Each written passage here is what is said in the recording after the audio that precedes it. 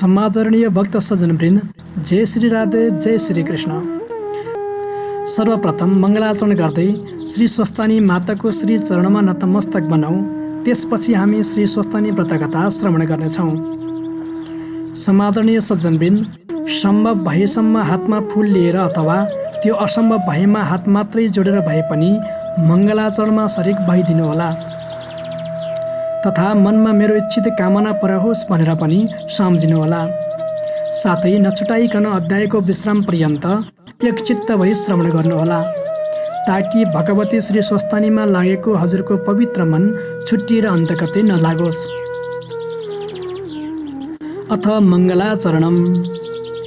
यं ब्रह्मा वरुणेन्द्र रुद्रमरुतः स्तुन्वन्ति दिव्यैस्तवैर् वेदै साङ्गपदक्रमोपनिषदैर् ज्ञायन्ति यं सामगा। ध्यानावस्थि तदद्गतेन मनसा पश्यन्ति यं योगिनो यस्यान्तं न विदुः सुरासुरगणा। देवाय तस्मै नमः। श्रीमच्चन्दनचर्चितोज्ज्वलवपुः शुक्लाम्बरा मल्लिका मालालङ्कृतकुण्डला प्रविलसन् मुक्तावली शोभिता। सर्वज्ञाननिदानपुस्तकधरा रुद्राक्षमालाकरा। वाग्देवी वदनाम्बुजे वसतु मे त्रैलोक्यमाता चिरम्। मूकं करोति वाचालं पङ्गुं लङ्घयते गिरिं। यत्कृपातमहं वन्दे परमानन्दशङ्करम्। नमो भगवते तस्मै व्यासाय मिततेजसे यस्य प्रसादाद् वक्ष्यामि महादेवकथामिमाम्। नारायणं नमस्कृत्य नरं चैव नरोत्तमं देवीं सरस्वतीं व्यासं ततो जयमुदीरयेत्।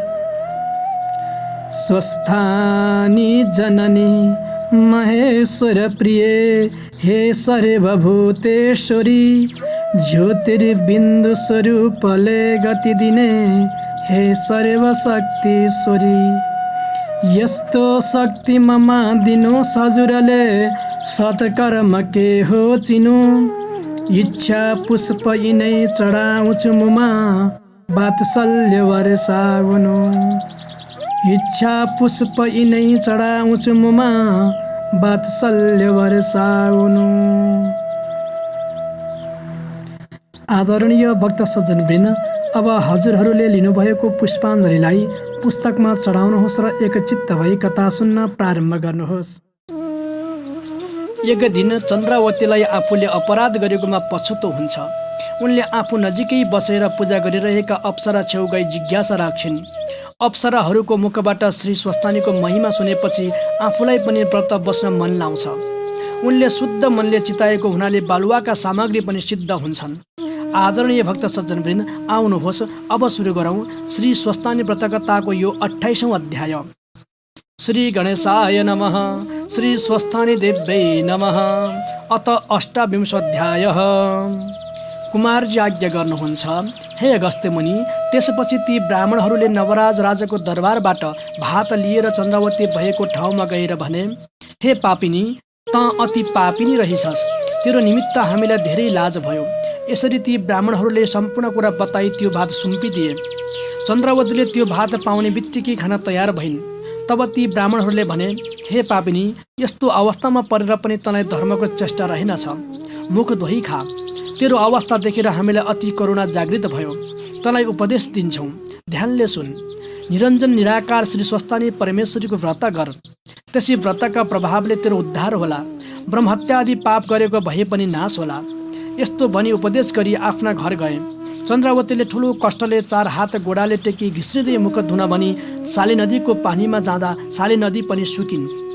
यसपछि चन्द्रावतीले नाना तरहका बिलाप गरी रुँदै बगरमा फर्केर आई मुख नधोइकन खाउँ भन्दै त्यो भात हातमा लिँदा खरानी भयो। खरानी पनि खाउँ भन्दा ठुलो बतास आई उडाइ लग्यो। खान नपाएपछि चन्द्रावती रुख ढले झैँ भूमिमा पछारी मूर्छा भइन्।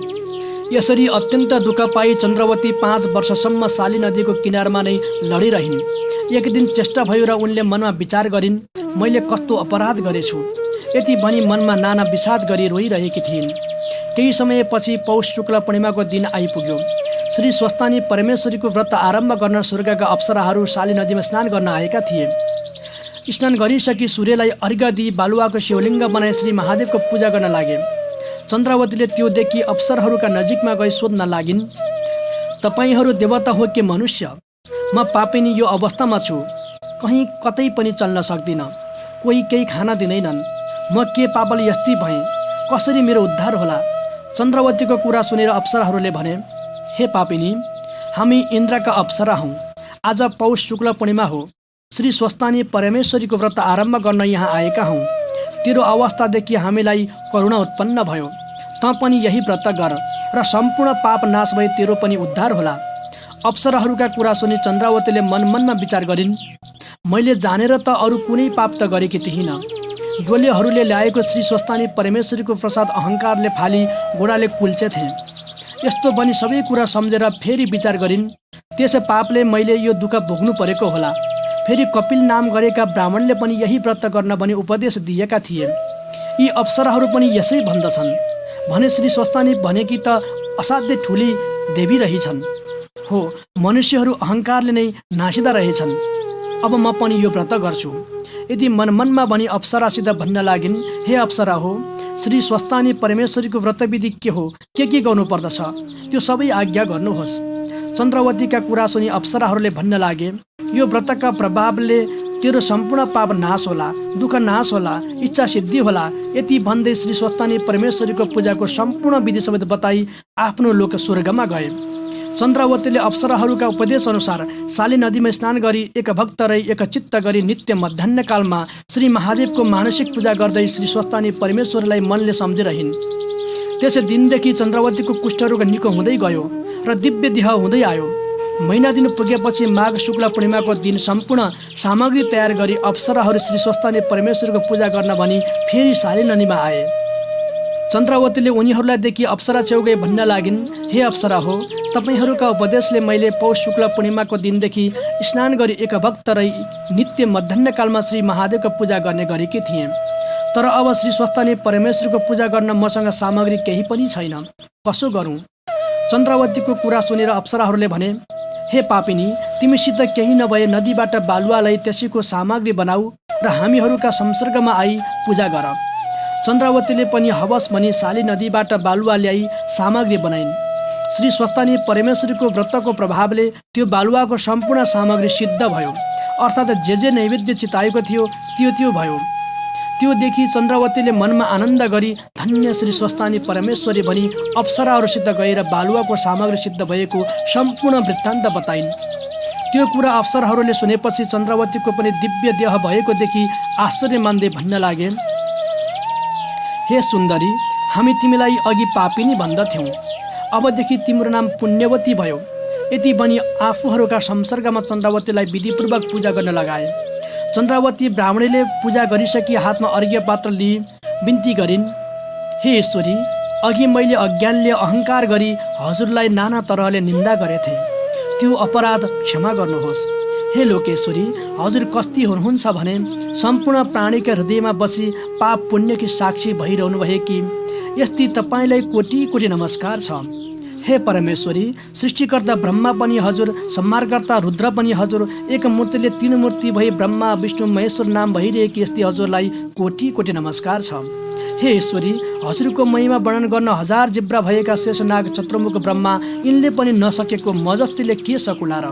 म पापिनीको पूजादेखि सन्तुष्ट भई दुःखका समुद्रदेखि मलाई पार गर्नुहोस्।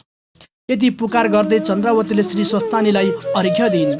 पूजा सकिएपछि अप्सरहरूले प्रसाद झिकिसकेर भने, हे पुण्यवती, अब हामी जान्छौँ। यसो भनी ती अप्सराहरू स्वर्गतर्फ गए। चन्द्रावतीले अप्सराहरू गएपछि साली नदीको तीरमा घरको एक झुप्रो बनाएर श्री स्वस्तानी परमेश्वरलाई मनले सम्झी राति जागा भइरहिन्। भोलिपल्ट उज्यालो भएपछि चन्द्रावतीले साली नदीमा स्नान गरी अष्टोत्तर 100मा सबै थोक 8-8वटा हातमा लिई प्रार्थना गर्न लागिन्, हे ईश्वरी, मेरा यहाँ कोही छैनन्, यो प्रसाद कसलाई दिउँ? मेरा स्वामी नवराजसित चाँडो भेट होस्। यति भन्दै चन्द्रावतीले प्रसादको सबै थोक 8 सङ्ख्याको दरले साली नदीमा बगाइन्। 100 रोटी आफूले फलाहार गरिन्। श्री स्वस्तानी परमेश्वरीको व्रतका प्रभावले चन्द्रावतीको सम्पूर्ण पाप नाश भई पहिले भन्दा पनि दिव्य देह प्राप्त भयो। त्योदेखि मनमा आनन्द गरी धन्य श्री स्वस्तानी परमेश्वरी भनी बारम्बार प्रणाम गरिरहिन्। इति श्री स्कन्द पुराणे केदारखण्डे माघ महात्म्ये कुमार अगस्त्य संवादे श्री स्वस्तानी व्रत कथायां चन्द्रावती श्री स्वस्तानी व्रत कीर्तन नाम 28 सम्पूर्णम्। श्री उमा महेश्वराभ्यां नमः।